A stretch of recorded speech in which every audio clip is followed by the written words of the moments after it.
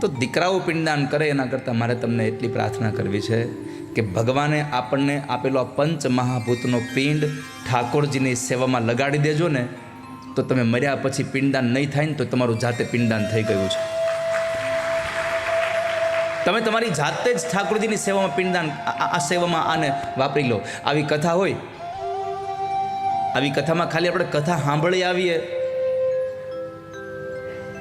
અને બેસી જાય કથામાં, એ જેટલો તમારો ઉદ્ધાર કરશે ને એના કરતાં જે જગ્યાએ કથા ચાલે છે એ જગ્યાએ કથાનો સમય 2:30 વાગ્યાનો છે, આપણે 12 વાગે બેહવા માટે અહીંયા આવી જઈએ છીએ, તો એના બદલે 11 વાગે આવી જઈએ અને 11 વાગે આવીને કથા મંડપની સફાઈ કરીએ ને તો એનાથી મોટું પિંડદાન સંસારમાં કાંઈ નથી. જે જગ્યાએ ભગવાનના ભક્તો બેસવાના છે, જે જગ્યાએ પરમાત્માની કથા સંભળાવવાની છે, એ જગ્યાને ચોખ્ખી કરવી એ પણ બહુ મોટું પિંડદાન તમારું પોતાનું જાતે કરી રહ્યા છો. પણ આપણે તો પિંડદાન એટલે ઓલા લોટના લાડવા જ આવે, એ પિંડદાન નથી. એ તો શાસ્ત્રાર્થ વિધિ છે. સાચું પિંડદાન તો તમારી જાતે કરીને જાઓ. અત્યારે લોકો જુઓ જીવતું જગત્યું કરે છે. જીવતા જગત્યનો અર્થ ખબર છે? તમારી જાતે તમે પિંડદાન જોઈને જાઓ. જે માણસ મરી જાય પછી જે વિધિ થાય ને, એ માણસ જીવતો હોય એ પોતે જ પોતે વિધિ કરતો હોય, એને જીવતું જગત્યું કહેવાય. પણ જીવતા જગત્યા પછી તમારે કેટલાય નિયમો પાળવાના હોય ખબર છે? ગામત્રે ન જવાનું હોય, મીઠાઈઓ ન ખાવાની હોય, કારણ કે મરી ગયેલો માણસ કોઈ દી કંઈ ખાય? પિંડદાન તો થઈ ગયું છે, પછી તો એક જ વાત હોય, બસ કેવલ પ્રભુનું સ્મરણ કરવું, જેટલી આવડતા બાકી છે એમાં ઈશ્વરનું ભજન કરતા રહેવું. તો પોતાની જાતે પિંડદાન કરજો વાલા ભક્તજનો. આ શરીરને પરમાત્માના સેવામાં લગાડજો. આવી કથાઓ થતી હોય ને આ સેવામાં જઈએ. ગામમાં કોઈ મંદિરોમાં આપણે જઈએ તો મંદિરોમાં કચરા પોતા કરીએ. હવે આ બાજુવાળા તરત કે હવે અમે ત્યાં કચરા પોતા અમારે કેમ કરવા?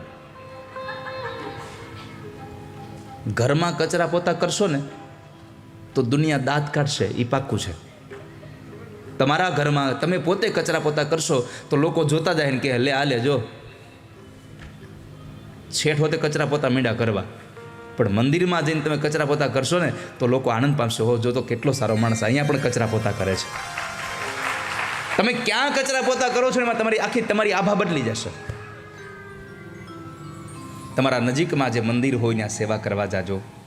આ તમારું પિંડદાન બતાવું તમને. તમારે તમારું પિંડદાન જાતે કર્યા કરવું. મહારાજે બહુ સમજાવ્યા પણ એ આત્મદેવ સમજ્યા નહીં કે ના, મને કાં તો તમે સંતાન આપો નહીં તો મરી જવા દો. બહુ સમજાવ્યા, ન સમજ્યા. લાતો કે ભૂત બાતો સે નહીં માનતે. ફળ તોડીને આપ્યું, લ્યો આ ફળ, પત્નીને ખવડાવજો, તમારે ત્યાં સંતાન થશે.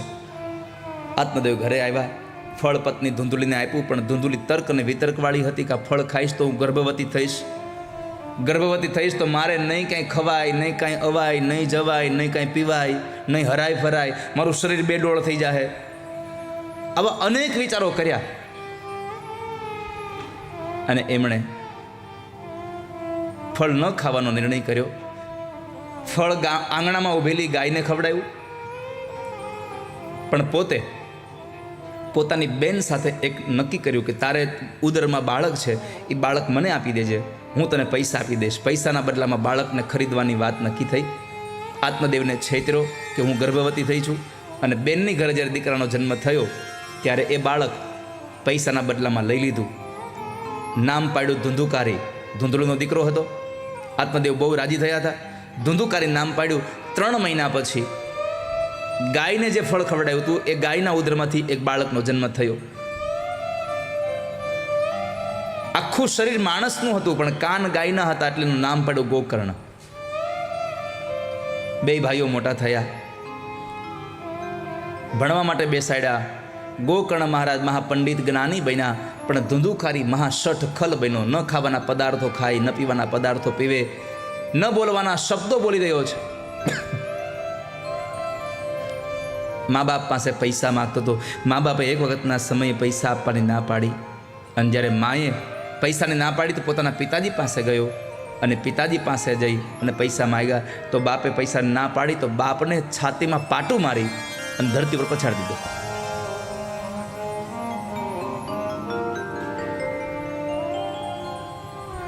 જ્યારે દીકરાનું પાટું વાગ્યું ને ત્યારે પેલા મહાત્માજીના શબ્દો યાદ આવ્યા કે મહાત્માજી કહેતા હતા, હો આ દુનિયામાં કોઈ કોઈનું નથી.